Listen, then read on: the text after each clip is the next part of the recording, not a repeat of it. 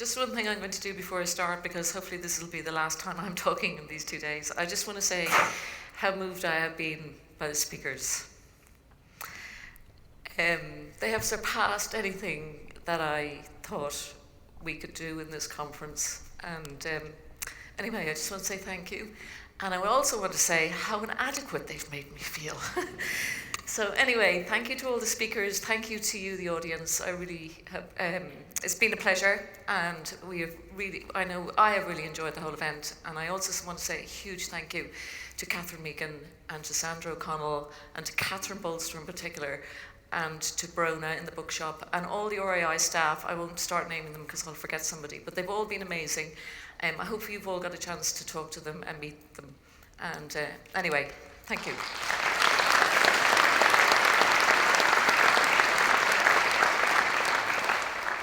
So now for the fun bit.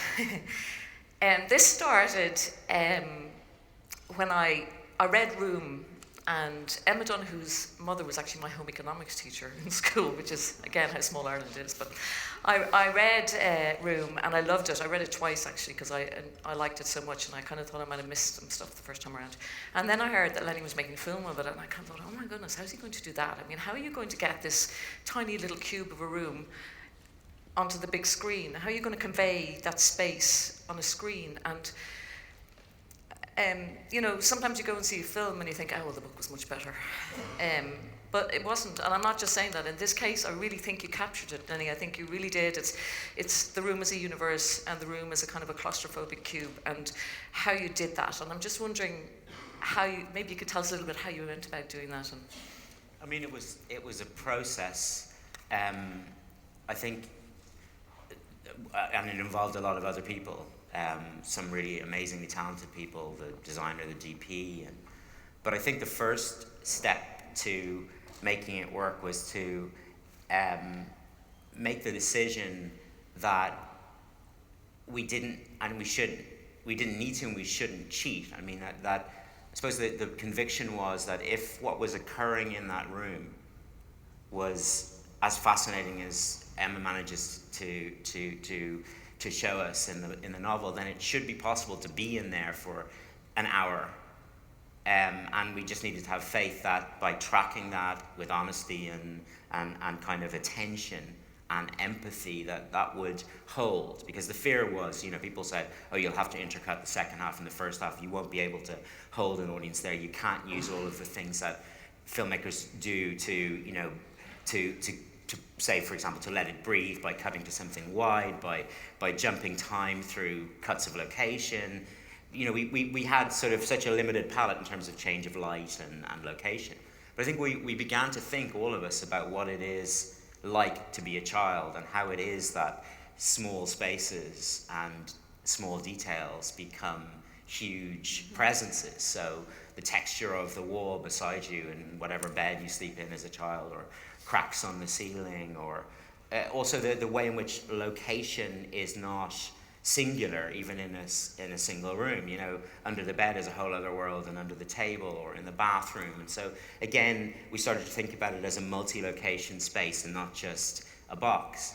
And then making choices to use materials that allow for a certain kind of wear and tear, which means that they carry the imprint of the lives that that exist in them. So Emma had already chosen this cork lining, which was great because we had fascinating conversations, the designer, the DP, and myself, about, okay, well, where does the boy's shoulder graze against that? If he's running around, where do the heads rest? So therefore, where should there be grease marks? We plotted the sun path for a very specific location in Ohio, and I actually did nothing. I was about to say we bleached the tiles more in those places. Well, I talked about it, other people did it. And even, the way in which the boy we imagined had scratched pictures and little pictograms and things into that cork, the age profile of those little drawings changes as you go higher. So what we had to do was create this artificial, we built it on stage, on a sound stage, but in order to make it truly carry the imprint of 2 lives lived for 7 years, we really had to. I mean, it was a fabulous puzzle to solve, and an amazing kind of intellectual and emotional exercise to think through the patterns that would be left in that space. And then we did some. The rule we made was that the lens of the camera or the focal plane of the camera would never be outside the space. So even though we allowed ourselves to remove panels, that was just so the body of the camera or the people operating the camera could be out of the way if we needed them to be. But the lens is always inside the room, so the perspectives you get are true. Otherwise you're not. If the task is to show that one person's prison can be another person's universe, then by simply cheating and expanding it when you need to, you haven't done that. And so we stuck pretty rigidly to a truthful set of perspectives. Yeah, and I think, that's it. I hadn't actually kind of thought of it that way, but that makes a lot of sense.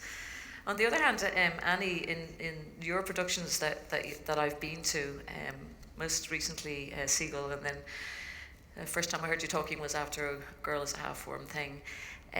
You seem to be able to convey the atmosphere with very few props. You seem to do it very minimally, and maybe you could just talk through that with us. Well, I suppose the principle is that if you have nothing there, you can be anywhere.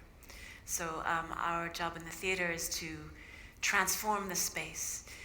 So we're all sitting in the same room, but rather than it being an individual experience, well, it is an individual experience wherever you might be sitting in the front row or the back, whatever, but it's also a communal experience happening right now. So, it's the actor's job to really transform the space, and by that I mean the emotional space, the intellectual space, but actually, like, this is our material, and we can make it cold, or we can make it expansive, or we can make it really small, or suddenly become somewhere else, be at the edge of a building or whatever. So, but once you introduce set elements that locate you in a particular place, then you are always in that train station or in that kitchen or whatever. So it's great to listen to you talk about like the world underneath the bed, which is, an imaginative space, which the stage is, whether it's, even for site-specific work, it's meant to bring you into the world of it. Then we move to the other extreme, and we've got an entire city. A City of a Hand it's just a great book. The characters in it are incredible, but I think what makes it really, really good is the city is like a character. Or maybe I'm overreading that, I don't know, but maybe just how did you do that? How did you put that together, or is it just Limerick? No, it's not just Limerick actually, but Limerick feeds into it greatly. It only took me 10 months, by the way, to build a city. I'm sure some of you have had kitchen extensions that took longer.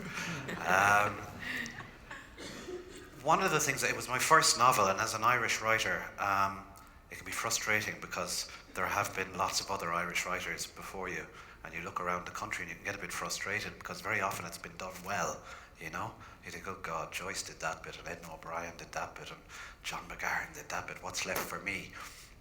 So I did actually get a marker and I drew an extra peninsula onto the west coast. I said, this is mine, and I'm God out here, and I'm the puppet master. But lots of different influences fed into this particular city. Most importantly, oddly, I had the idea to build a little city of my own and call it Bohan. But I was on holiday in Porto, and I don't like holidays. I hate that sense of kind of enforced leisure time. And I always kind of start working after a day or two. If it's, oh fuck it, I'll start doing something new.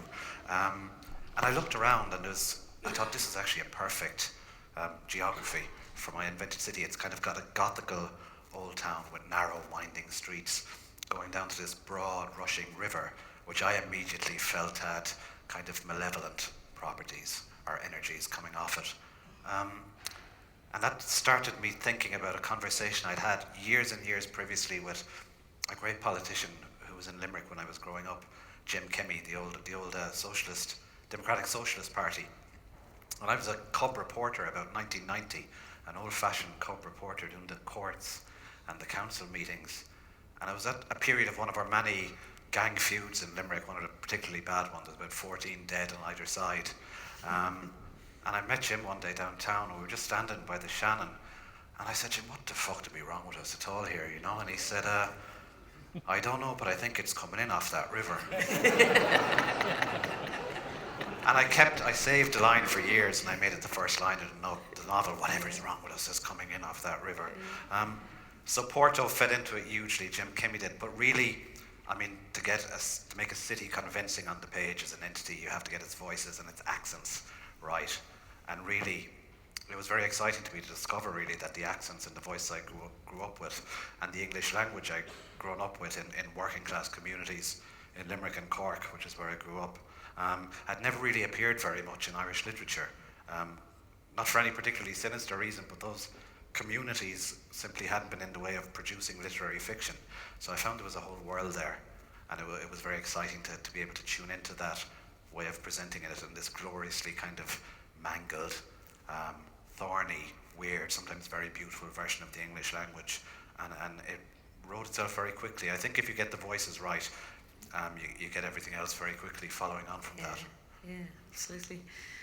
If you just stick with that, Kevin, I mean, one of the things we'll talk to Annie and Lenny about it as well is, but, you know, yours is a creative process that is quite lonely in a way. Is it like you're working on your own, or are you, or is that like I am. You are? I'm going slowly nuts in a converted turf shed in County Sligo on a daily basis. I was just saying to Annie actually that I've been working on plays for the last year, which is wonderful because I have colleagues and I get out of the house and I get to meet people, and it's great. It's a great difference. But yeah, it's necessarily lonesome on a novel, especially because it can take a long time for them to come together. The most recent one, Beetlebone, about John Lennon trying to find his little island in County Mayo to do some primal screaming, took 4 years in the room, because I had to get a very particular voice, and it wasn't just any old iconic figure, it was an extremely iconic figure. So that was giving myself a huge obstacle or problem at the start. And even though I began the book in this glow of glee, thinking, what an amazing idea to plonk John Lennon down in my next book, after about 3 weeks I was going, oh Jesus, this is a disaster, you know. They'll be out to get me. So it was, yeah, every project is very different, but it's been a joy actually to work with colleagues for a while and to get out of the house, you know. Yeah. We'll come back to that. And then Lenny, obviously making a film is probably, if anything, even more complex than building a building. I don't know, but I mean, do you have control of that, everything, or? I mean, the control is the thing, is the commodity that is most fought over in filmmaking.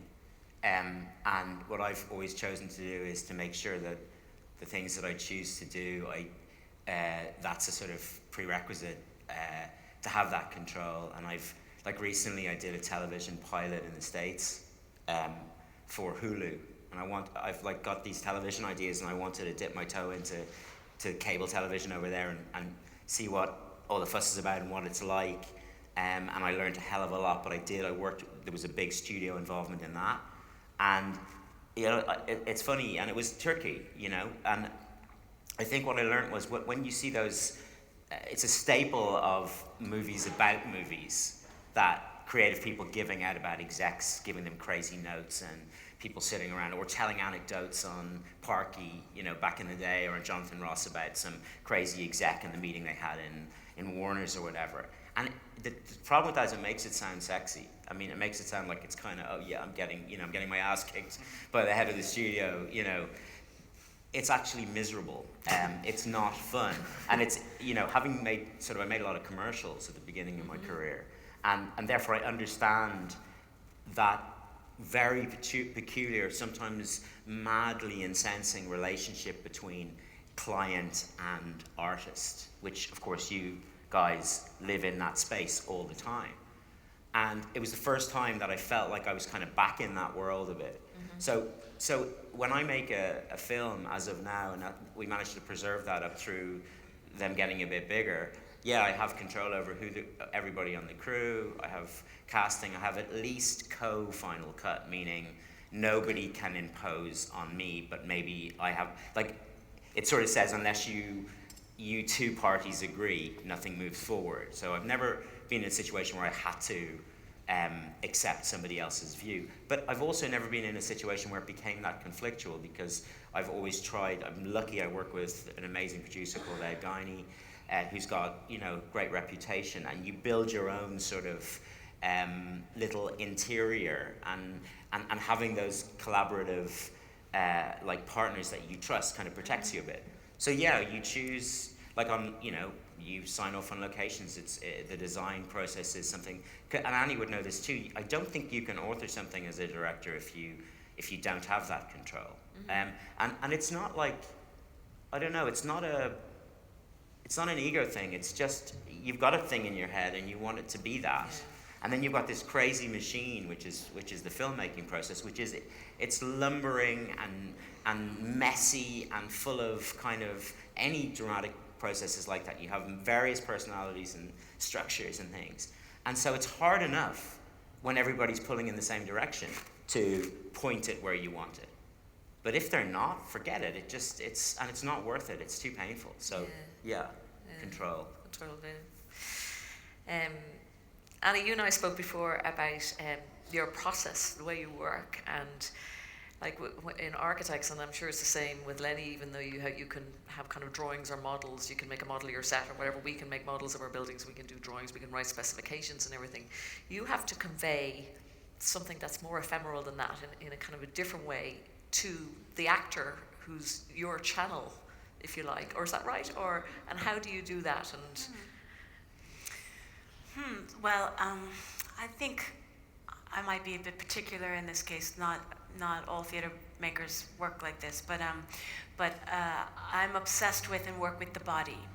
So whether it's working with a solo performance or an ensemble, I just don't know how to start other than with the body. And it's probably because I started as an actor myself, so I understand things more through the body than I do on the page even.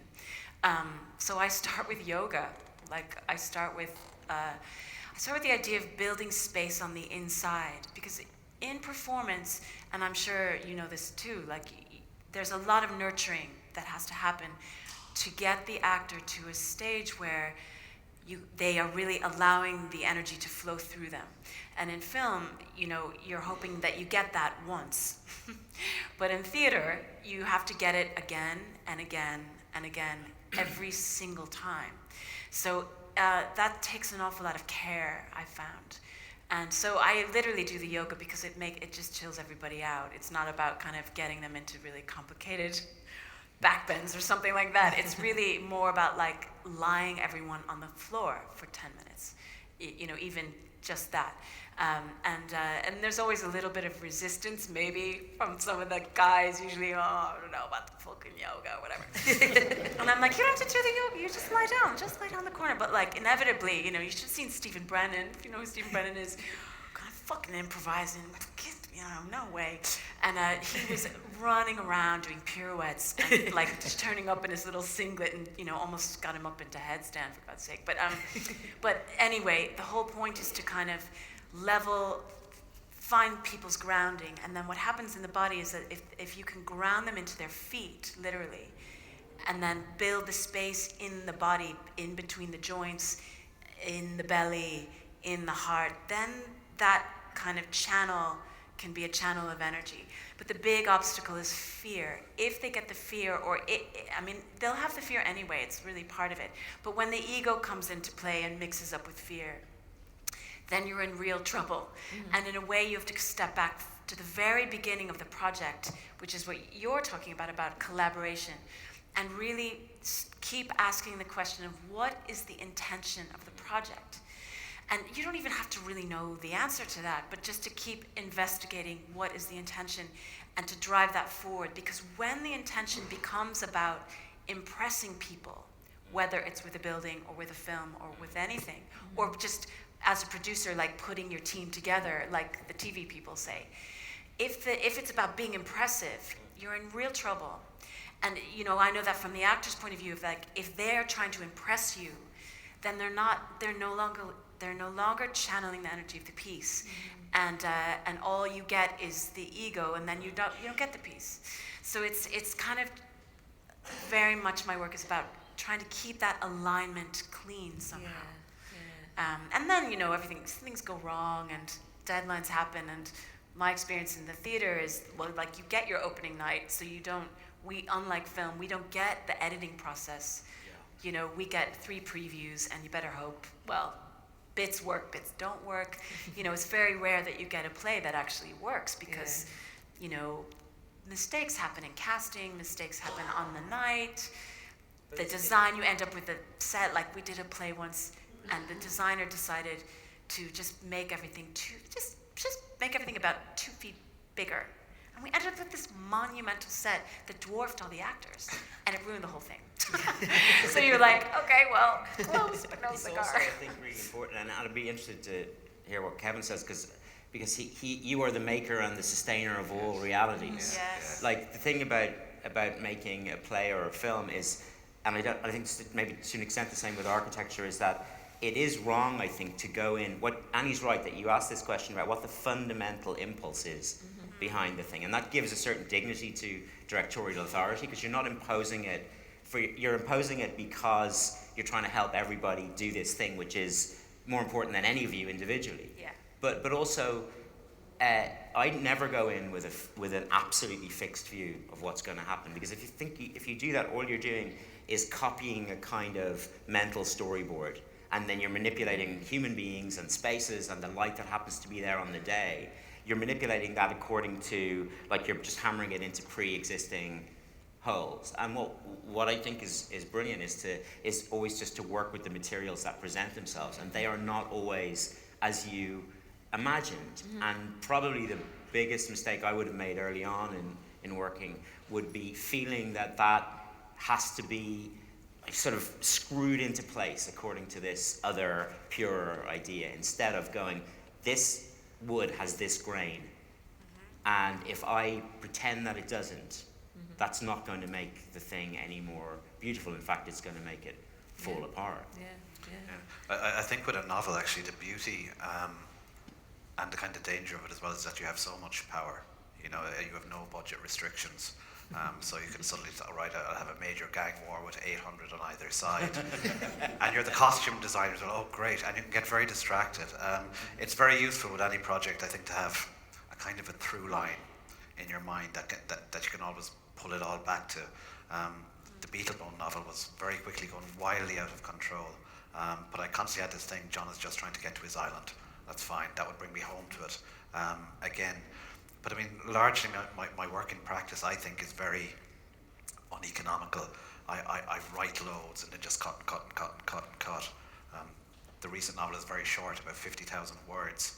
But I was cleaning out the office last summer. I haven't finished it. I'm doing a rough count of all the various drafts, and I probably wrote something like 400 to 450,000 words just to hack at it, And it's probably quite a cliched analogy in some ways, but it is like the sculptor needs her block of stone to start chipping at and to get to shape. And I also feel when I'm editing that I have some skill, that I have some sort of artisanal craft or ability.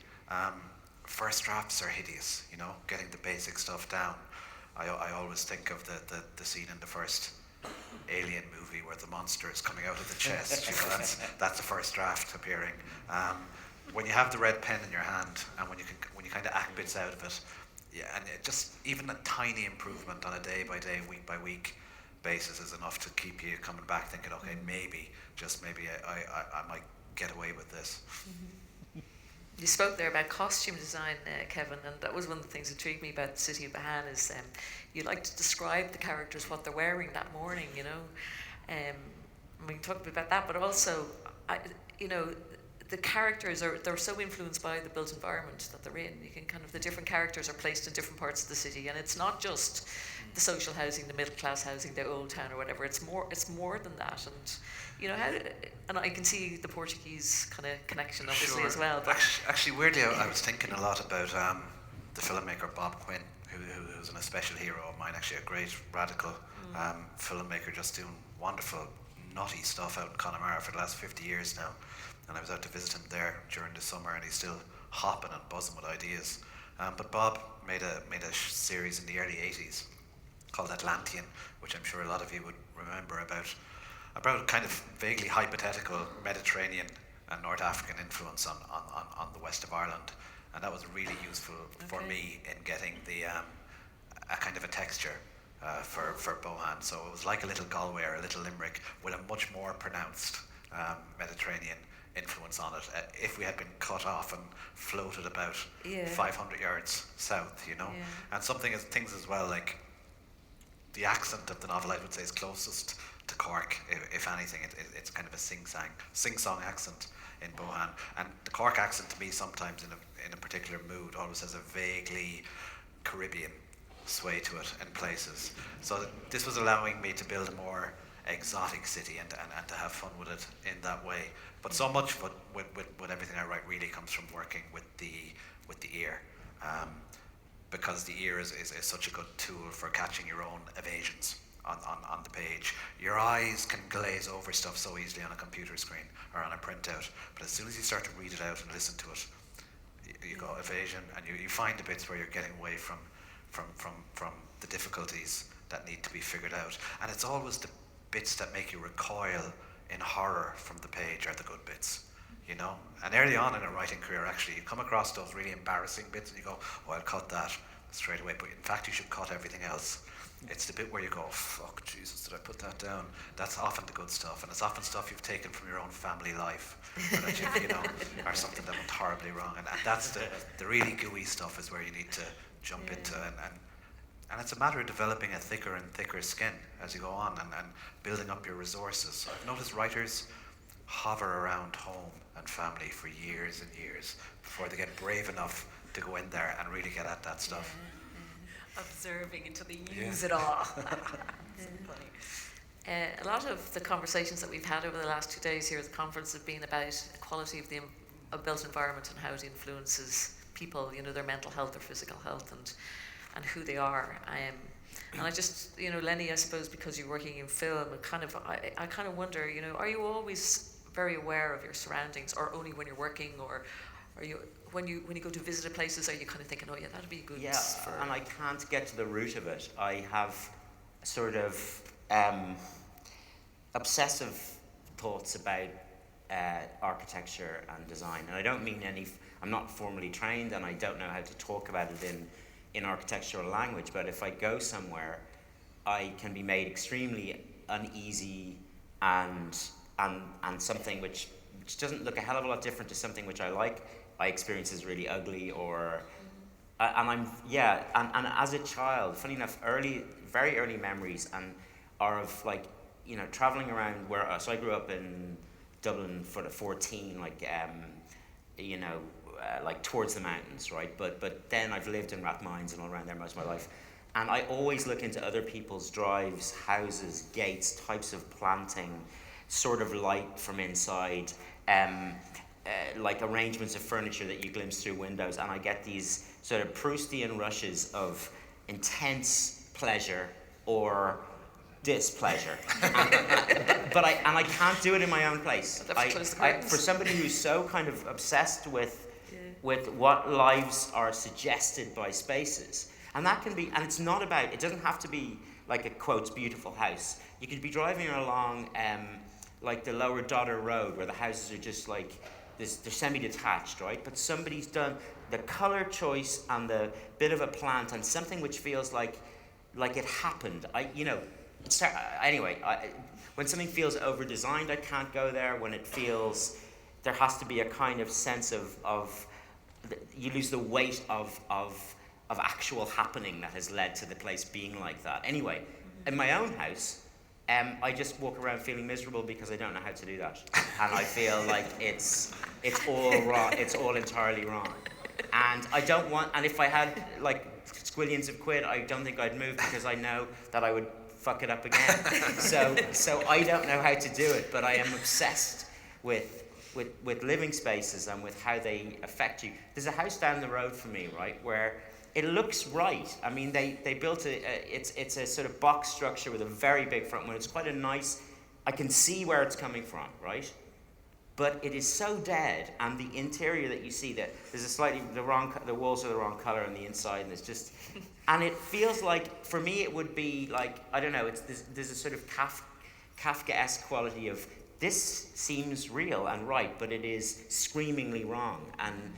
And yet something next door to that in design would be beautiful, and I can't get my head around it. Yeah. And you mentioned about the set that everything was just too big. So does that happen often where you have an idea? Hopefully not. It's such a nightmare if that happens. Oh God.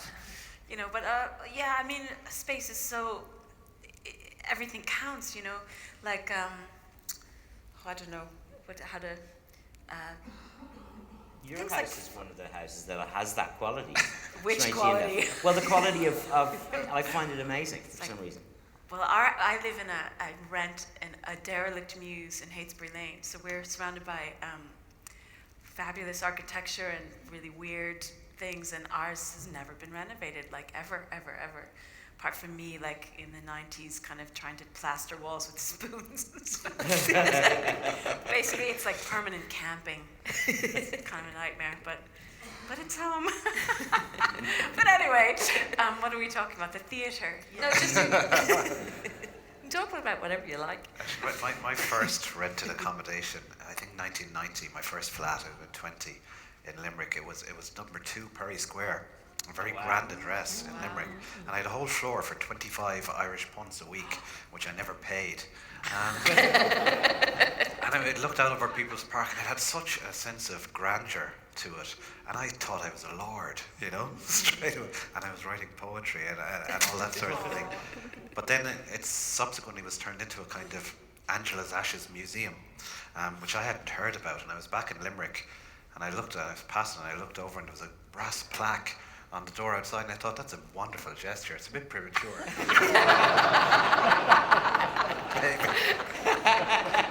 I looked over, and it was all about fucking Frank McCourt, you know. But it was incredible, actually, that experience of high ceilings, having grown up in a semi-detached in the burbs. Suddenly this big ceilings, lots of light, even on a grey Limerick day, and it does open something inside you, especially when it's 25 quid a week that you don't have to pay. I'm just going to move on. I had prepared some questions which I sent over to Annie and Lenny and Kevin earlier on, but so just the 5th question is the one I'm going to add, kind of hopefully the discussion. I mean, don't need to stick to it, but there's again, just going back to this community's right to beauty idea that we had a speaker on. I mentioned to you, Lenny, about The Architecture of Happiness, which was written by Alan de Botton. And the reason I'm asking you about that is because I know you study philosophy. So, and I'm just wondering about that idea of how the built environment influences who we are and how we think. I mean, it's really hard to know. It's such all of any sort of analysis of how we live is so complex because there are so many factors and so many variables. And actually, I've been in sort of architecturally miserable places where people, because of a kind of community structure, inhabit those almost against the intention of or against the kind of oppression of in the same way that people use spaces in ways that their designers never intended. I'm always slightly disturbed by architectural models where you have little people. You always put little people sitting on the seating areas, the creatively placed seating areas. But if you go, what's great is when people just use people enjoy using spaces in ways that are not intended. There's something kind of liberating about that. And so you can be in a place like, I did some work on a possible film project in Limerick, which may go back to, and it hasn't, but at the moment it's sort of sitting there. I spent a lot of time in some of the famously tough estates. And what's really interesting about those places is because, like, for example, in one of the estates, such a huge proportion of people are not working that the clock is kind of shifted. So people get up much later and they go to bed much later. And so come sort of 11 midnight under the sodium lights, you've loads of mammies standing at the end of, against the gates. You've people moving in and out of each other's houses. And something of that kind of communitarian flow of interaction, like a kind of the way in which the place allows for a kind of generalization of relationships. Those are the things that I think people are most kind of at a human level most nourished by. And I'm always, again, part of my obsessive thing is about the idea of messy, interconnected spaces. I think sometimes they're the places that affect me most. But actually, that's not so much about the architecture pure and simple as a series of mathematically describable spaces. It's about the potential interplay of human beings within that. Yeah. I think that's what actually counts. Yeah. And then, you know, again, with the city of Bahan and the people that inhabited it, mentioned earlier on, you know, you have the North Rises, which is the social housing on the edge of the city, and their high-rise blocks, and discussions about, you know, people always get mixed up with what high-density housing is. High-density housing isn't high-rise housing. High-density housing is lots of houses together. But do you think, you know, where you put your people is very stereotypical, if you like? Was that, and that was obviously intentional, or did you think about it, or was it a decision, or? I mean, it's a projection on actuality and a projection on. I mean, any book that's set in the future is always really a projection on the moment in which it's written.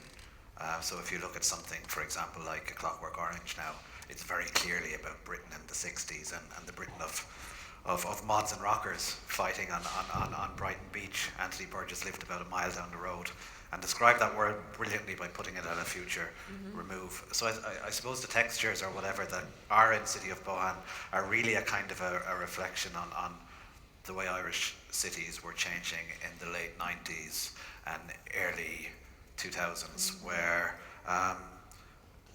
the crime had taken on a new, darker kind of sense of menace to it. The cities were becoming multicultural places for the first time, with all sorts of amazing new energies and all sorts of dark new tensions coming in. But so much of this stuff you're not aware of it yourself at the time as a writer. You know, it's just 5 or 6 years after you write the book, you can kind of see, oh right, that's really very much about. Like my first book of stories came out in 2007 and got great reviews, and lots of the reviewers said this guy now is perfectly set up to write the Celtic Tiger novel. And I remember thinking, I'd rather poke my eyes out with a stick than write the Celtic Tiger novel. Yeah. But I'm sure actually the City of Bohan is kind of my Celtic Tiger novel, even though I was trying to do anything but write it, you know. Yeah. But your intentions are often quite mysterious to you until quite long after the fact. Because that's just another thing I noticed about City of Bohan, even though it's set in the future. It doesn't seem to have evolved much. Like there isn't a kind of fancy transport system, or they're not on social media all the time. Well, I think a couple of Trump presidencies now and things won't evolve very far. What I was very interested actually is that maybe it's prophetic, is it? Interested about is how places sound often, and I was talking to the writer Pat McCabe recently about this. I live in rural Ireland now. I live in County Sligo, and I'm in and out of the small towns and villages. And he was saying, you know, Pat's from Clonus, and that whole world he used for things like the Butcher Boy. He said Clonus used to be cacophonous when he was growing up there. People on the streets constantly, babble of conversation going on constantly. He said you go through now and it's eerily quiet. And that's the sense in rural Ireland now as well. Life has moved indoors, and people are inside and they're on their devices. And it will be very interesting to see how that starts to come into our creative work and how we manage to reflect that in novels and in films and in plays. Yeah. It's a period of such intense change in the way we engage with our environments that artists, I think, are only starting to be able to get any sense of it in the work. Yeah, it's very true. Just in terms of to then any theatres, I mean, you must have experienced quite a few different theatres in your time that you worked in. I mean, theatre buildings. What makes good theatre? Well, it's funny that you ask that because just this morning on Facebook, a friend of mine, Philly McMahon, who's a theatre maker, some architect had asked him for feedback about building a theatre. And so all these people have just this morning came out of the woodwork with these things that you'd never think of, like toilets outside the dressing room, please, and like 2 kitchens, one for the staff and cast, and one for if you need to make food for the play. Like, but for me, it's often about the floor. And again, for that grounding of the body. We work a lot in Project Art Center, which has loads of like completely insane architectural problems. Like the main theater is upstairs, but to get your set in, you have to build it, you have to break it down in pieces that will fit in the lift. So it has to be in small pieces to get into the lift to get upstairs. Stuff like this. But see if anybody's blushing out there.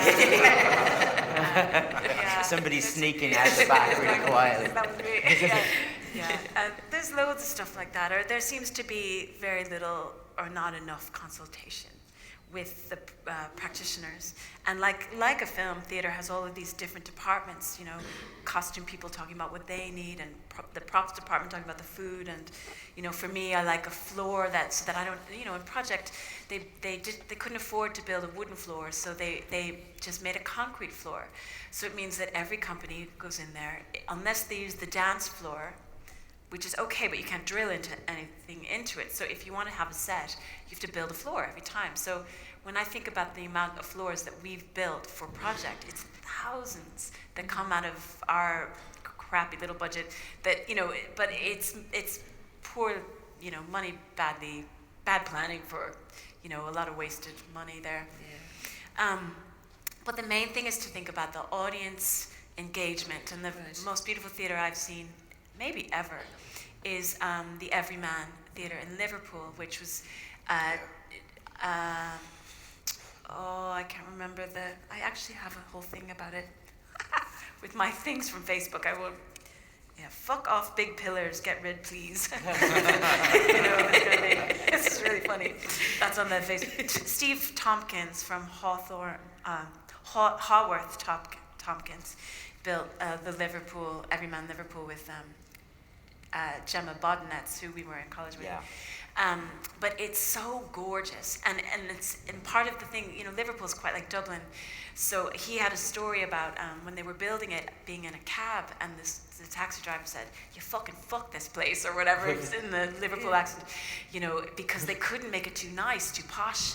It had to be inviting enough and human enough for Liverpool, but they got it completely right. It's really nice in a kind of very human way.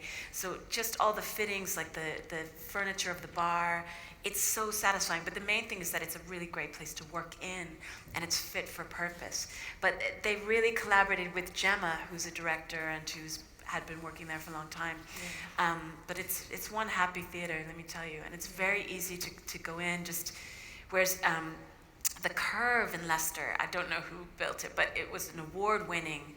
So is this one, by the way. But beware of award-winning theaters. They're often like really strange. But the Curve is built as a giant egg, or say, and then the theater is another one inside. So you have this situation where the stage is all here, but the dressing rooms and all the administrative offices and everything are in this kind of outer rim. So in order to get from one to the other, you have to walk through public space. So we did a Girls Half-Formed Thing there with poor Aoife Duffin in her pajamas and her bare feet, and the piece is so, I don't know if you know the novel, it's so traumatizing. I mean, the poor girl, like, it almost killed her. But she had to walk through the public, after the show, tears, like, in a state, to walk through the public to get to the dressing room, and there was such a disconnect between what the administration and the theater, because they built this huge corridor, like it's actually disconnected in the building. So these architectural features are so important. They really make the work work, or they make the work not work. I know the Everyman in Liverpool. It's a fabulous place, and you want to have a good time in there. You go in the door and you're inclined to enjoy the play, because there's a nice feeling. I wonder often is it where the place is located as well in a city? Is the location so important? And in whatever I write as well, it nearly always comes from the place in the first instance. And I always think of the late, wonderful County Kerry philosopher John Moriarty, who used to say that there are happy fields and there are sad fields, you know. And you walk through a field in Kerry and you have a sense of elation, and you would say it's not yours at all. It could be in that field for hundreds of years. And I do feel that, you know, and it's often, I think, what writers and artists and theatre and filmmakers are trying to do are inspired by often is a place and the kind of trapped reverberation or sense you get out of that place, and trying to respond to that in some way. Yeah, that's right. The reverberation of energy and the creation of whatever that energy is. And absolutely. There's a long field. I sometimes walk down to Loughdane. You can, on the road between Roundwood and Sally Gap, you can park and walk down to Loughdane through that estate. And there's a bit that's hidden, and you have to you sort of walk out around this bluff and down, and then there's this low road and a wall and an incredible long field, narrow and long, and that I find that place utterly exhilarating, and that particular, I mean, I think these things are deeply evolutionary as well. I mean, that's why we like the idea of, you know, I think there's a lot of analysis about why it is that certain landscapes are so appealing, but whatever way it is, whatever it's triggering, the thing that it triggers is so profound. And I find myself, there are certain roads in Ireland that I've driven many times or walked, and there are specific fields the same mood comes on. The same mood comes, the arrangements of trees or how that copse appears on the hill. And it is about approach, and it is about the possibility of what that offers, and it can't be got to. Yeah. It's even, you know, if you walk into it, it's not. It's that moment of arrival, and for me, houses are the same. It's how you come upon them. It's impossible to reverse engineer. And it sounds like kind of esoteric stuff, but I really believe that human feeling doesn't just exist in humans, but it seeps into our places, and it leaves these energies and reverberations behind. I go out on my bike in the summer from County Sligo out around Mayo and Clew Bay, and the novel Beetlebone came out of John Lennon having a little island out there, but the whole atmosphere and desire for me to write the novel was this feeling I'd always get cycling around Clew Bay, which was a kind of a melancholy feeling, and I was always thinking about my significant dead, as Saul Bellow used to describe it, your family dead. Anytime I was, you know, on perfectly nice summer's day out on my bike, should have been in wonderful form, and suddenly there'd be tears streaming down your face, and you go, Jesus, what's wrong with this place, you know, or what's so right about this place that it puts you in touch with these feelings, and it's these energies really that make us kind of want to make work in response to the places. Yeah. I think we'll take some questions if anybody has any. I don't know if there's some roving microphones around. I can't really see, so I'm going to just rely on the people with the microphones to find people. Oh, there's somebody here. Just get a microphone for you.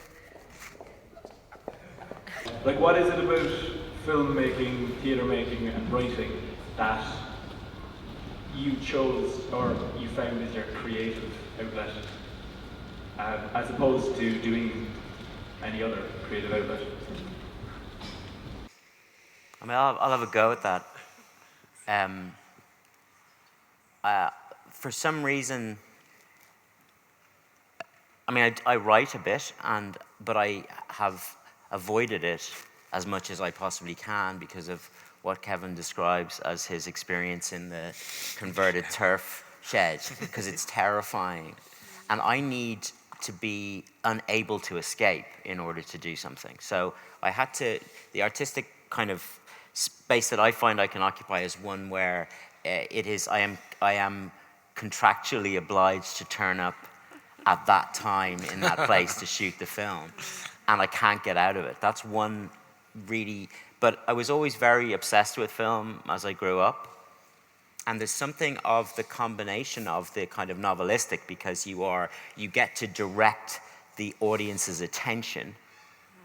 So your conversation is quite control. You know, you have that particular type of control, but also it interacts with Annie's world of the purely present performer. I'm really interested in performers. I love working with actors, and I did, along with Annie's, some people Annie knows very well, did some studying of singing for quite a while, bel canto particularly, and I learned a lot about about the nature and meaning and potential kind of power of performance through that. And it's funny, if I had to define film, it's like, film is like you go to a play, but you don't let the audience in. They have to stay in the green room.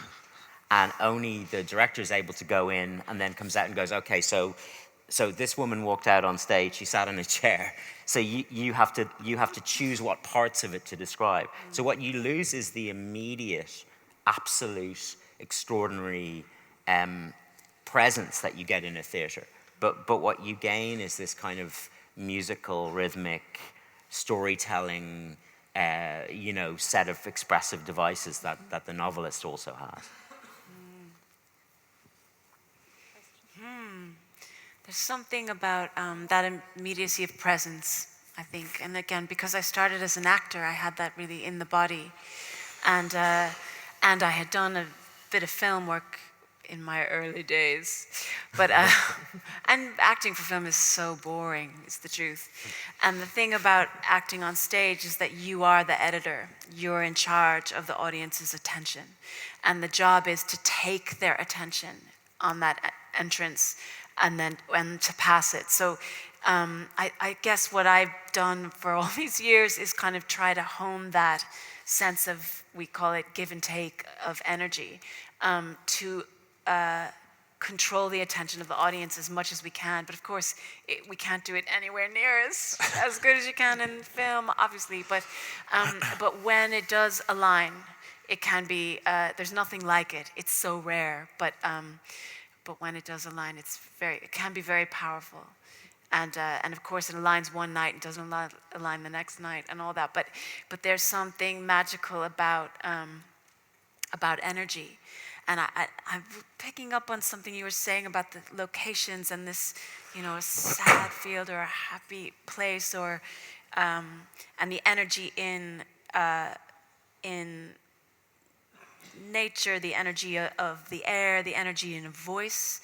So that still really compels me, and I think what's keeping me in it is the cash. Yeah, that's it. Just rolling in it. That's right. But I guess it's sort of like something to do with what it can offer to transform the insides of people. And I mean, I think film often does it better than theater because we get it wrong so often. But it's a way that we can contribute to opening space in people toward a more compassionate society. It's a bit right on, but I vary my work quite a lot actually in terms of form. So I write stories and essays and play scripts and film scripts, and I've done a puppet show and all sorts. I'm attempting to succeed on so many fronts. I deserve to fail on all of them. But what's really interesting actually is how working in one form will strangely and mysteriously improve you in another. I had a project that didn't come to fruition with an artist friend in Kilkenny. We were trying to do a graphic novel. He was doing the pictures, I was doing the words, and we never got it finished. But I learned so much from working with Ali in terms of how much you can take out actually, and how much you can cut away in terms of a narrative spine. And I think working on this graphic novel really improved me as a short story writer. And I always remember something one of my favorite essayists, Gore Vidal, said once. He was asked how he developed his enviable style as an essayist, and he said he believed it came from a period in the early 60s where he was working exclusively as a playwright for Broadway, and he came to see the essay as a kind of a dramatic monologue, essentially. So it can be lovely. You can get lovely happy accidents when you change from form to form to form, and also it helps to keep the desk enjoyable for you and to have fun. And I'm always very conscious that I should be having a good time in my turf shed, on the basis that if I'm not having fun at the desk, God help the misfortunate creature at the far end of the process who's reading it or viewing it, So I try to remind myself all the time this is a real kind of privilege to get to do this with my life, and that I should be having a ball with it as far as possible. There's some questions on the back, is there? Yeah. Hello, Patrick Shaffrey. I noted that Kevin lives in Sligo. in Yeah. County Sligo, and Sligo is a very nice place to live. Yeah. As a county, as a place, it's overshadowed by West Cork, by Yeah. Connemara. It's on the way to Donegal. But Sligo itself is pleasant and nice, and I don't know whether you live at the end of a road in Sligo, but I have fine memories of a great writer, Dermot Healy, Oh yeah. living at the end of the road in Sligo. Yeah, Dermot was very kind to us when we moved to County Sligo, actually. I didn't know him very well, but I was on friendly terms with him, and it was an old house we moved into, and one of the problems was that we had crows getting into the bedroom down a chimney. Wow. And nothing What gives an image. a gothical flavour to your Sunday morning hangover, like crows flying around the room. And I didn't cover myself with glory, actually. My tactic was to go under the duvet and say to Olivia, will you sort that out there, please? But I told Dermot about this, and he very kindly sent us down a builder, and he said, that's not fair on the girl at all, really, having crows in the bedroom. But what's interesting actually about Ireland is it's such a tiny island geographically. You drive the length of it in 5 hours and the width of it in 3 hours, but it changes so radically from place to place in terms of accent and spirit and everything. And for a writer who works from the ear and who writes a lot of dialogue, I grew up in Limerick where the discourse is 100 miles an hour. How are you getting on? What are you doing? And and that lends itself to a madcap, surreal humour. The Unbelievables or the Rubber Bandits could only come from Limerick City. When I moved to County Sligo, after a long period out of the country, I called it the land of the pregnant pause, because they seemed to say almost nothing. These oily pools of silence would open out in every conversation. One of the first mornings in the house, the builder was down, Dermot had sent him down, and I was in my usual Limerick man's ranting on at 100 miles an hour about absolutely nothing. And I said to him, will you have a cup of tea? And he looked at me for about 40 seconds. And he looked out the window and he said, I don't mind. And I just thought, where the fuck do I go with that, And for a long time I thought there was no sense of humour there, but then I realised it was just a very deadpan delivery, and they're actually winding you up and taking the piss all the time, but it was just delivered completely straight-faced. But it takes a long time to tune in, to what's going on around. But it's there's lots of writers up around there now. It's a great place to live, not least because the overheads are cheap. It's cheap to live in a swamp in County Sligo.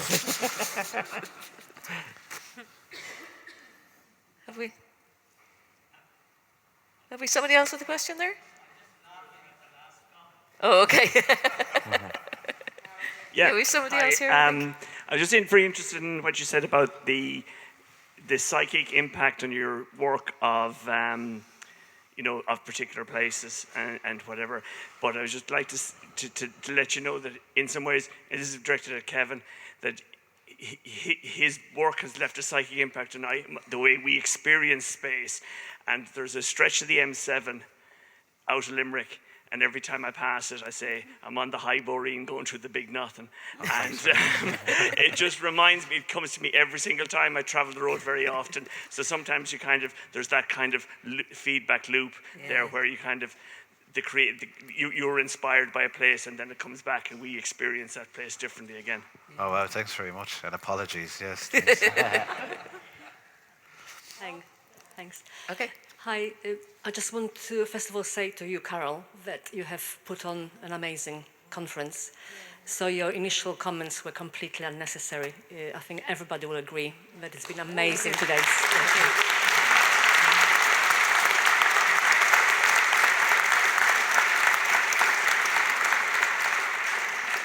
But I also want to say something to these amazing three people on the stage. And I got so many questions, but the one I really want to ask you most is, how did Ireland feed your creativity? How much are you made of Ireland, of Irish culture? I have this strange background because, well, everybody's background is strange, and particular. But I grew up in a Jewish family, very irreligious, but culturally very Jewish, and grandfather who I was very close to was a Polish immigrant in the 1930s from a shtetl so to this peculiar and always an ear for a certain kind of humor and a love of a sort of vaudeville, actually, that I learned later on really came, a lot of it, out of Yiddish theater in Central Europe, and then via Hollywood and via New York, and then Hollywood, and back to me in Laurel and Hardy and stuff that had a big impact on me as a filmmaker. But on the other hand, and drawn very much to that Middle European intellectual tradition as well, and studied philosophy and read a lot of literature from there. But I can't leave. I've never been able to leave Ireland, and I don't want to, and I don't think I would function very well. I'm incredibly connected to the place, to the landscape, and to the sound of the language, and to the way people are. And actually, as the world prepares to consume itself, or so it seems, or returns kind of forgetfully to a kind of, social media dominated refraction of the 1930s, I actually want to be here more. And I spend a lot of time in America now, but I never feel like I feel deeply connected to my experience here. How it fed me creatively, I don't know. Just there is a certain kind of people's and Kevin is the master of this, but the sort of verbal gymnastic, playful, iconoclastic quality of the Irish sensibility is something that I absolutely love, and it is respectable to have ideas in this country, even though there's just as much anti-intellectualism here as there is elsewhere, but there's also a strong force that values the literary and values the fast and the clever and the playful, and that doesn't exist everywhere else. So yeah, for me, and people used to say, I remember growing up in school being asked many times, actually, are you Irish or Jewish? Which is an amazing question, And I think even then I remember thinking, is it not possible to be both? And now we have a much more diverse country, and yes, of course, it's a category. Irishness is a category which encapsulates all of that. But yeah, I feel extremely connected to the place, and can't imagine really being based anywhere else. I'm a blow-in from a really conservative, pretty much all-white Christian suburb of Chicago, which is really deeply segregated city in many ways. And so if you're from a place like that and you have curiosity or talent or anything, you get out of there as soon as you can. So I left, and I left to go to the city, but then I came here in the late 80s, early 90s for a year and met Lenny and my husband, who were sharing rooms in Trinity. And I was so taken with really the language. And I had moved back in kind of some sort of fit of absolute madness when I think of it, to work in Irish theater, but which is why I'm rolling in money. But but it's really true. Like, nobody strings words together like you guys do, and there is an outward-looking. I mean, it's inward too, right? Everything you can say about Ireland, you could probably say the opposite. So it's endlessly fascinating to me, not being Irish, although I'm genetically completely from the bog. All my cousins are from East Mayo, so so I've got the passport. But it's endlessly fascinating to me, and I suppose I just thought that everyone here was smarter and funnier than anyone I knew in America, which obviously isn't true. Obviously, they're smart, really smart, funny people there too. But I felt a sense of possibility as a maker here in a sector where nobody moved. In the theater, you would see plays, you still see plays like this, where someone would do a whole play and never move their arms once. It must have come from Irish dancing or something like that. Yeah. But you do a whole play with really dramatic material and the arms don't move. I thought, how bizarre. So I've spent all this time trying to get people to inhabit the body to their fingertips and to move. as we move into this terrifying period of history. I think we're very lucky to be in a country where it's too small to just be inward looking. You know, we have to be outward. I hope that we invite more and more people here. It's very pathetic amount of refugees that we've been able to take, but the more the merrier, I think, to be honest. And yeah, scary times ahead, but I feel very lucky to be living here. Actually, as a kind of when I was writing fiction for the first time in a serious way in my 20s, I was living in Cork, and I was kind of determined to write about anything except Ireland. You know, I would read the great Irish writers like John McGahern and could see the mastery of a poem and think, oh God, it sounds like my father, you know. So I was determined to write fiction set elsewhere, especially America, because my reading at that time, I was obsessed with the great American Jews. I was obsessed with Saul Bellow and Philip Roth, and it struck me with the force of revelation that I, as a ginger-haired child in Cork City, was the next great Jewish American novelist. And I decided I was going to write it, and I was going to set it in Butte, Montana. And I saved up, and my first visit to the US was in 1997. I flew to Seattle and got a Greyhound bus out to Butte, Montana. It's really far. And I landed at 7 in the morning, and I looked around, and the first thing immediately evident was that there were no Jews in Butte, Montana whatsoever, which didn't stop me for a minute. I wrote the novel, and it was terrible, but then I thought, okay, maybe I need to go a little bit closer to home in what I'm writing about. And again, circling around for a while, and it was when the embarrassing stuff started to come up on the page that sounded like my family and like my background, that's when I knew I was getting closer to it. It's a really great nation of readers still, you know, and it's not the same everywhere else now, you know, and we take it for granted a little, but Irish people read books and buy books and are interested in writing and writers still, and writers have it pretty good here compared to in other countries, and I'm very grateful for that. And also, as a writer who writes a lot of dialogue and so forth, you know, we're a very verbal culture, which is a nice way of saying we love the sounds of our own voices. But what's really interesting for a writer with Irish talk is that, you know, we're really good at it. We talk a great deal, but we say very little sometimes. And where you find your fiction and your drama so often is under that babble of talk and what's not being said, and that's kind of what you're always listening for. But it's you know, there's endless material in the country for me. I just have to sit on the Sligo to Dublin train, and they find me, you know, and they offload, and it's you're never stuck for material.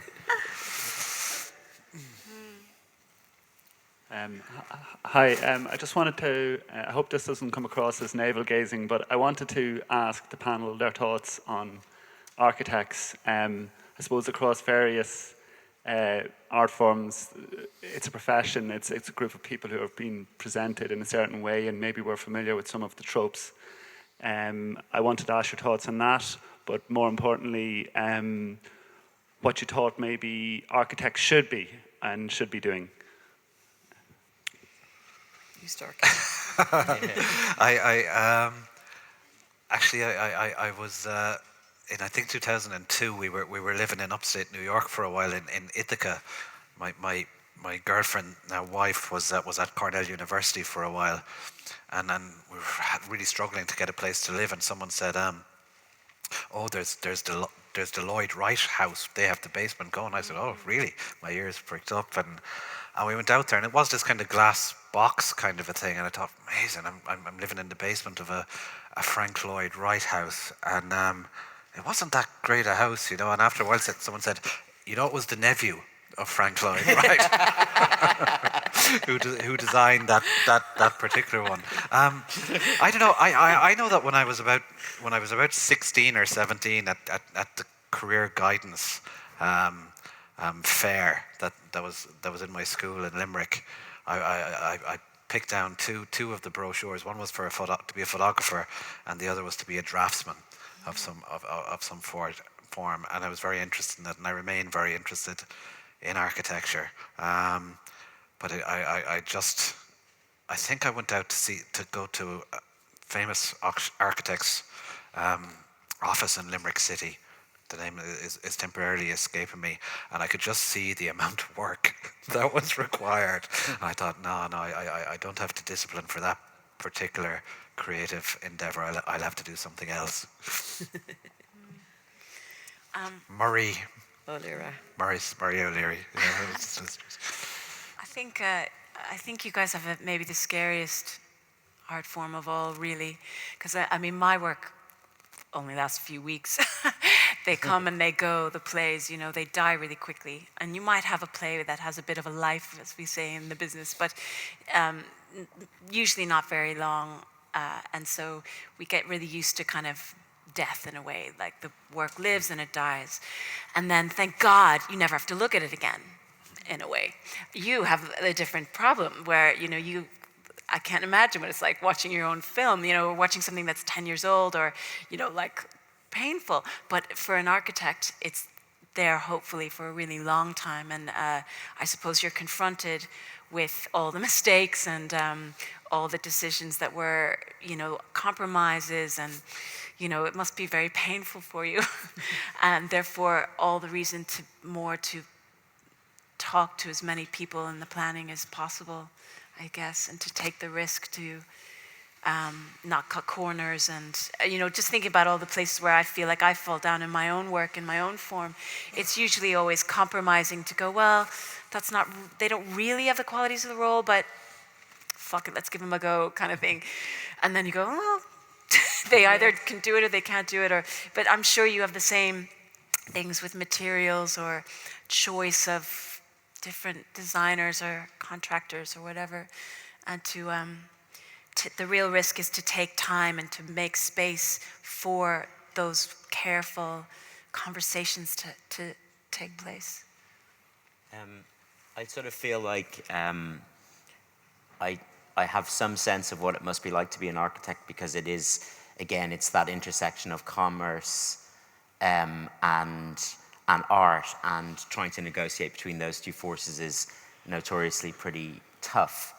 And I think maybe even more so in architecture. Like, directors are definitely given, if you are lucky enough to reach a certain level, are given the mystique. We cultivate that very carefully and preserve it so that you're sort of encouraged, certainly if you're not making huge, big movies, to express yourself. But I know in architecture there is also an end user who is, I mean, there is in film as well, there's an audience, but the audience is a vague and amorphous body, and the audience can be cultivated from far distant places and found on video-on-demand platforms in countries that you've never been to. But you are making your building for somebody, and I can imagine that is the hardest part of but also it is what you're doing. My closest friend, who has written the music for everything that I've done, from my first shorts all the way through Frank and Room, is a guy called Stephen Rennicks, who is very talented, draftsperson, drawer, builder of things, and he studied architecture. And I shared I spent several years living in an apartment with him, and actually a friend of ours from Grafton Architects, who I saw down here, will know Stephen very well, because he was, I think, studied with him.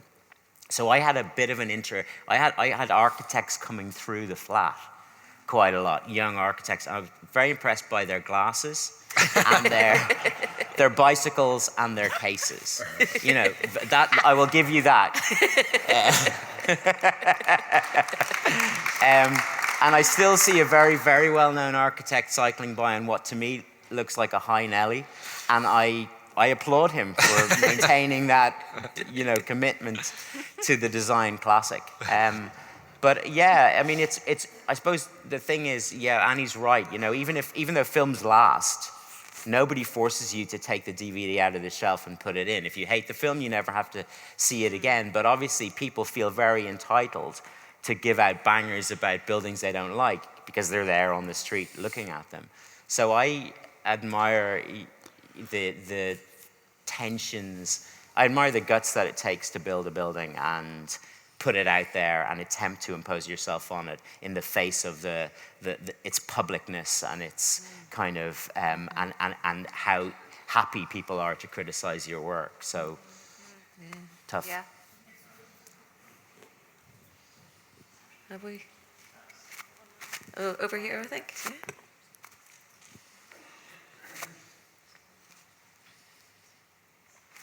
Hi. First of all, thank you very much for coming to talk to us. It's been great listening to you and kind of sharing in on your great success. And my question really is about, and I probably shouldn't ask it, is about success and exposure. You mentioned earlier Gore Vidal, who famously said that every time he saw a friend succeed, a little bit of him died. I can't tell you that that doesn't happen in architecture. But my question is that we build buildings and they go right, and sometimes they don't go so right, and we're successful and we're maybe not successful the next time. But we can hide in our offices and nobody really knows who we are.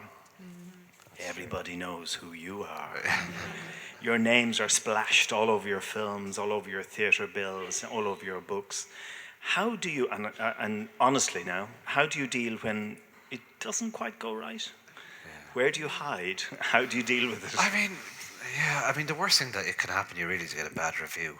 You know what I mean? And Kingsley Amis actually said the best thing about bad reviews. He said it's fine to leave one spoil your breakfast, but not lunch as well. As in, get over it, you know, and move on. You know, you very quickly learn as you publish books or put anything out there that about 85 or 90% of reviews are very positive or broadly positive, and there's just 1 or 2 in 10 that have a bit of a go, and you just have to develop a thick enough skin to get past that and to get over them.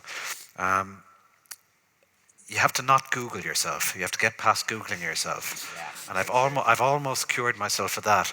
I did have an incident where a book of stories came out in Italian, and some fucker on Amazon Italy gave me a 1-star review for it with a big screed written in Italian, and I don't speak Italian, so I very reasonably copied and pasted and went to Google Translate and put it down, and I read it, and he tore strips off me. He said, this guy should never be allowed to write another book again, you know. So I the usual writer's response to that, I curled into a fetal ball on the couch for a while, and Olivia came back from Dublin and came into the house and took one look at me and she said, are you Googling yourself? And I kind of looked over my shoulder tearfully. I said, I was, yeah, in Italian. And I said, let that be an end to it, you know, because it's no good. And I think actually we're in an era where you used to get, you know, 4 reviews in the Sunday papers and 3 on Saturday. Now everyone who can pick up a pen is reviewing you somewhere or other. And in a way it helps because you give them less and less and less weight when the more stuff is out there. But it's you know, compared to other professions where there's life and death stuff in front of the practitioner all the time, it's not an awful lot to have to suffer. But when you do get a bad review for a couple of hours, you feel like your latest project, you feel like you're dragging a dead dog along behind you, you know? I'm so used to reviews, I don't know. And I kind of don't feel like, I mean, people might know me in this small city, but like, you know, I feel like I hardly have a kind of international career or something. But for me, the painful thing isn't so much the reviews, because I tend to believe both the good reviews and the bad reviews. For me, the worst moment is actually opening night, because that's when my work finishes, and I'm never finished. You know, like I could keep directing it, changing things and going, let's cut this bit. It's all about cutting. I love cutting stuff. And losing this, and can we improve this, or actually that, can you fucking get that thing buttoned in time, and whatever. So I find that opening night just so, that's my time to grieve. And I find when I watch a play during the run, especially if I feel like I haven't quite achieved it, I'm very sensitized to the audience. And that's far worse than any bad review. Actually, Michael West, who I work with a lot, he decided not to read the reviews for Seagull and had a much better time than I did. We got good reviews for Seagull, but I knew where I had failed Seagull. And so I felt deeply traumatized by that. And you would think that as you get older, you get used to it, which you do, but it's getting worse, I think. I hate to say that, but I think when you're younger, there's a I don't know, I feel more sensitized to it now. I guess any bad reviews in theatre are a bit different because it can affect the actor's confidence a Well, little yes, as a play is. that is is very going true. on. And like I always, especially for the young ones, I would say like, you know, they it's very hard to avoid them because of social media. But try not to read them, because even if they're good, I say, they're not going to help you, because you have to do what you're doing anyway. And if you're told you're fucking brilliant, well, that's going to change your performance as much as it will if they say you're crap. So, but very hard for them. But yeah, it's more about feeling the room, and then sometimes I could turn up. I mean, you saw the Seagull on the worst night. I thought, oh God, Lenny's here, and this is like the worst show we've ever had, and oh, I wanted to die. And then I saw it again, and it was actually not so bad. So it's like, and I'm sure you have that, even though it's weird. the same The weird thing film. about films is the same film, different audience, and have a completely different experience of it. I mean, funny enough with Room, because it was it sort of took off in a particular way that I would have had to really actively spend a lot of time to read all the reviews, and I started to drift away from them, and I found that really good. And once in a while, somebody would say something about the film, some person that I really respected, another filmmaker or whatever, and that was something that really did matter and felt good. But it's funny, I remember the very first thing I ever shot, the very first drama thing I ever shot in film, written by Annie's husband, Michael West, and starring a very young Dominic West, no relation, who was in Trinity at the time, was this short called Three Joes. And we made that in a year where maybe, I think 2 shorts were made and no features were made in Ireland. And it felt like, it was an amazing feeling. It was the early 90s, right? And it got a run in the old Lighthouse Cinema on Abbey Street.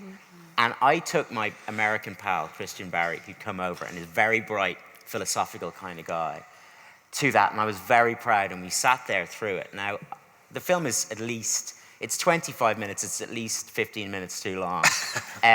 It's, you know, there's all sorts of things I couldn't bear to watch it now, okay? Even though there's lots about it that I love and I'm very nostalgic about it.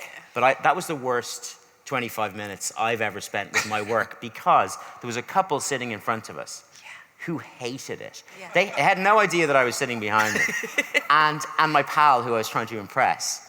And there were I was very into Jarmusch at the time, and there were these long, pausey scenes where nothing much happens. It's just sort of hum, I hoped, of some sort of atmosphere, and then it would fade to black, and it would come up and fade to black. But every time it faded to black, they would breathe a sigh of relief. And every time it came up again, they go, oh, for fuck's sake. And they were talking to each other about it. And, you know, I couldn't hate them because they didn't know I was there. They were not doing it to be cruel, which made it much worse. And the thing that I really hated was that I absolutely agreed with them. I agreed with every side. And so did my friend, who was too polite to say it. And that remains the single most painful experience I've had of a review. I was asked to do a reading in a very small rural library in County Sligo not very long ago. And it was a wet night, and 6 very elderly ladies showed up. And at the start I asked, has anybody got a hearing difficulty? And all 6 hands went up. But I'd done my bit. I read away, and I talked about the feelings trapped in places and all this stuff. And at the end I said, any questions? And 1 hand went up. And she said to me, do you believe any of this stuff you'd be going on about? And I just felt absolutely stripped to the bone. And for about a month after, every time I went back to the desk, I just thought, I've been found out. You know? She just caught me in a line. Gosh, I remember I'm just thinking about novels, and having worked with Emer McBride on the book, turning the book into the play, we had this really interesting post-show discussion where I realized we had like absolutely opposite intentions. Because she said, you know, I write my book, and she's like, this is hard material. You know, there's a lot of anger in the book. She's a feisty character, let me tell you. And she said, you know, I don't give a fuck about the reader, actually.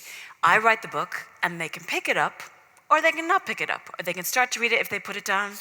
It really is none of my fucking business. They can burn it. I don't really care. And I went, wow. Like, whereas so she was there she said, to disturb the reader. And boy, she really does in that book. But my job as the theater maker in that piece was actually to hold the audience there and make sure they don't leave the fucking room because the work is so hard.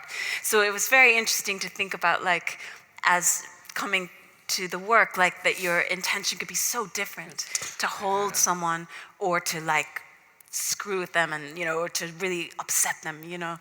And it's really Very interesting fascinating. in that case with Emer's book.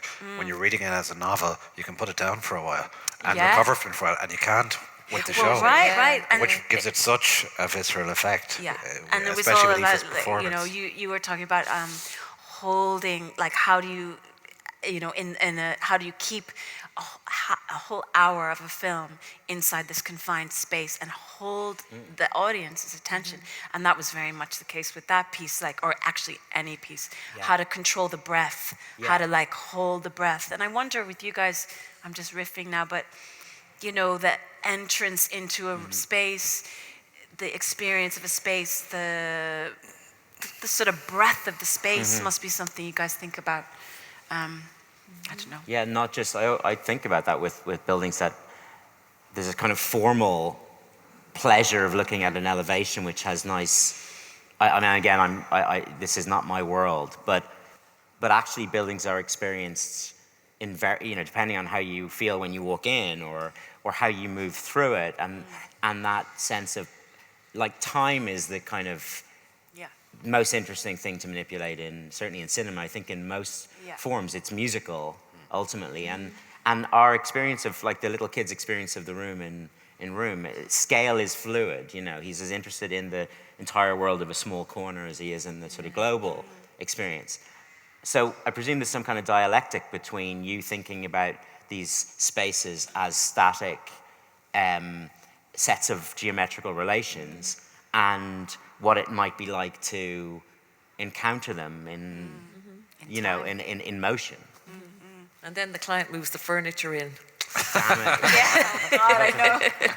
Objects are a pain. If there's any more questions, maybe one or two more. If not, I'm going to wrap up because I know some people have already gone off to watch the match and others may like to go. And we've been here for 2 days now. It's been great, but it has been long. So, any more? No? We wrap it up. Just say a huge thank you, Lenny, Annie, and Kevin. That was amazing. Thank you so much. Thank you.